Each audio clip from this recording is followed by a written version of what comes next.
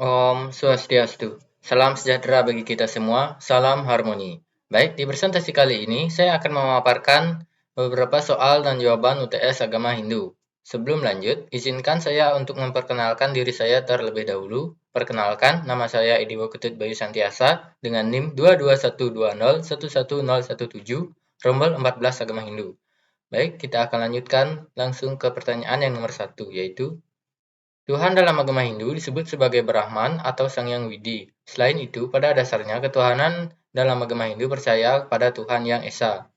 Tetapi sistem ketuhanan terkoordinasi dalam konsep ketuhanan Trimurti. Tuhan adalah kebenaran, Tuhan ada di mana-mana. Jadi, jangan pernah bersandar pada ketidakbenaran dalam keadaan apapun. Jika mengikuti jalan ketidakbenaran, kita tidak akan mendapat pengembangan kasih. Maka dari itu, kembangkanlah kasih sepanjang waktu. Nah, berikanlah contoh dalam kehidupan sehari-hari bagaimana cara mengembangkan kasih dengan mengikuti kebenaran. Nah, dari pertanyaan tersebut dapat kita jawab yaitu dalam kehidupan sehari-hari kita dapat mengembangkan sikap-sikap kasih dengan mengikuti jalan-jalan kebenaran. Nah, sebagai contoh yaitu dengan pertama, mengembangkan sikap damai lahir dan batin. Yang kedua, mengembangkan sikap keteguhan hati dan tidak iri hati. Yang ketiga, menemukan rasa syukur kehadapan Tuhan berkat rahmat-Nya. Yang keempat, tidak boleh memberi kesempatan kepada diri kita untuk merasa susah dan khawatir. Buatlah diri menjadi lebih tenang dan lebih baik. Yang kelima, selalu menemukan cinta kasih untuk kebenaran. Dan yang terakhir yaitu mengembangkan sikap tolong-menolong dengan sesama. Dengan tolong-menolong, kita sudah mengikuti ajaran kebenaran. Baik, itu dari pertanyaan nomor 1. Kita akan lanjutkan untuk pertanyaan nomor 2, yaitu dengan mengucapkan mantra yang benar dan berulang-ulang akan membawa ketenangan pikiran. Jelaskan mengapa hal itu bisa terjadi.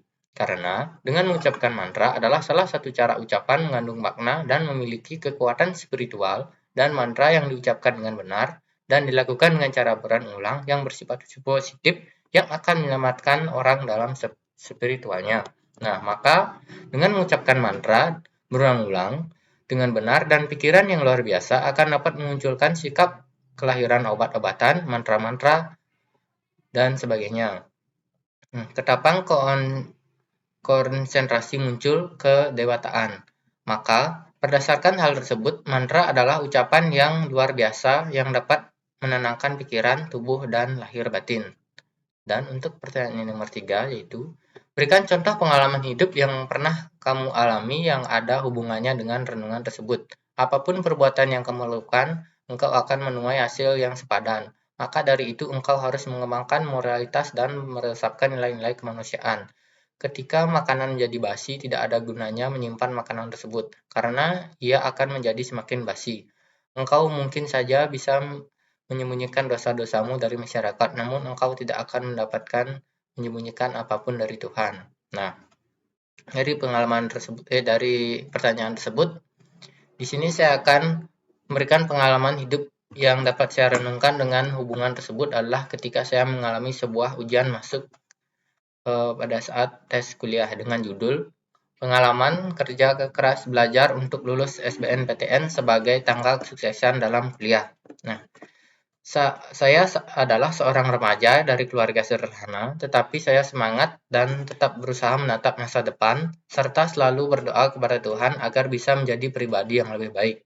Saya adalah sosok pelajar yang sangat ingin lulus untuk tes supaya bisa kuliah dan mendapatkan pendidikan yang lebih tinggi, yang akan di masa depan nanti bisa mendapatkan pekerjaan yang lebih baik.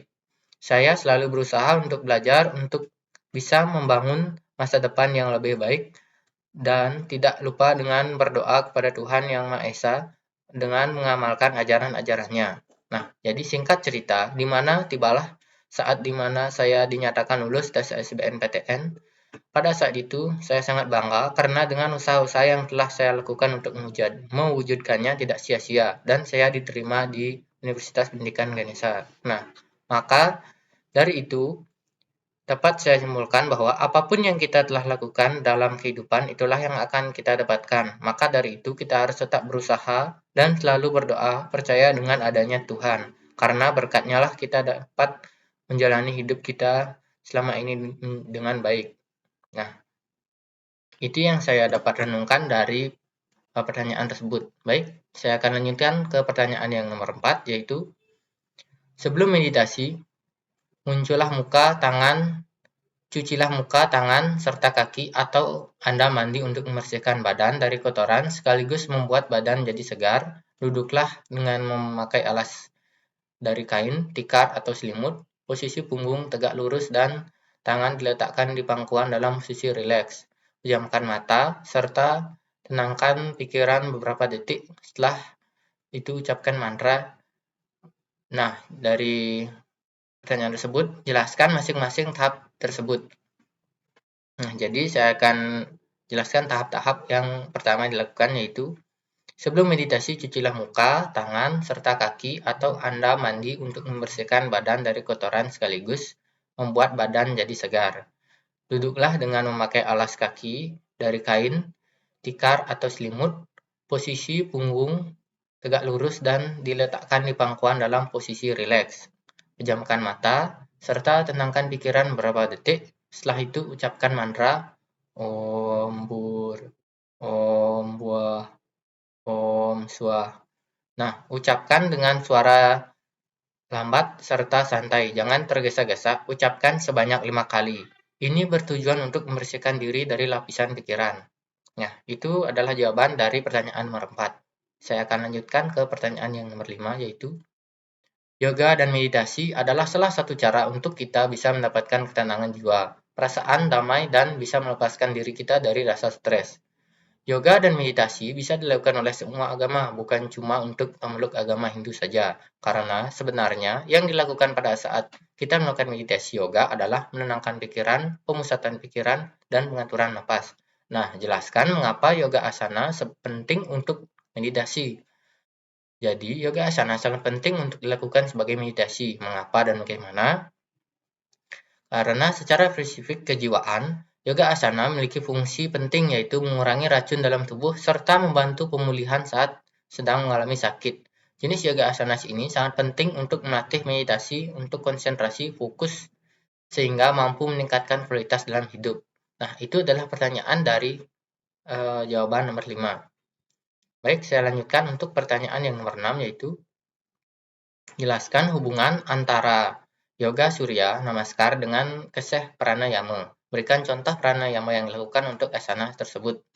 Badan dan pikiran, dan gambarkan rangkaian yoga surya namaskar yang Anda ketahui dan apa maknanya.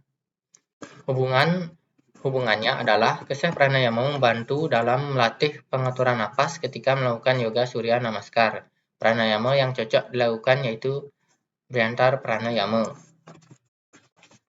Itu dilakukan dengan cara harus dilakukan dengan cara baik dan benar. Dalam meyakini Tuhan, diperlukan dalam memahami serta menyadari manusia dengan keberadaan Tuhan itu sendiri dengan memahami ajaran Brahma Vidya. Umat manusia semakin yakin dan percaya tentang Tuhan yang berada di mana-mana.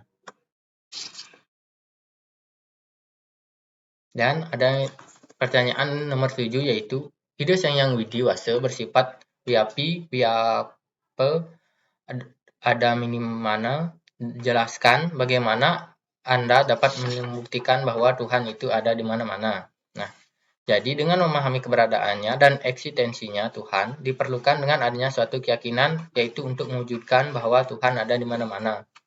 Yang meyakini Tuhan diperlukannya yaitu pengetahuan tentang Tuhan atau Brahma Vidya sebagai akar peradaban manusia. Nah, jadi umat manusia semakin yakin dan percaya tentang Tuhan yang berada di mana-mana. Baik, itu saja presentasi dari saya. Saya tutup dengan Prama Santi. Om Santi Santi Santi Om. Terima kasih.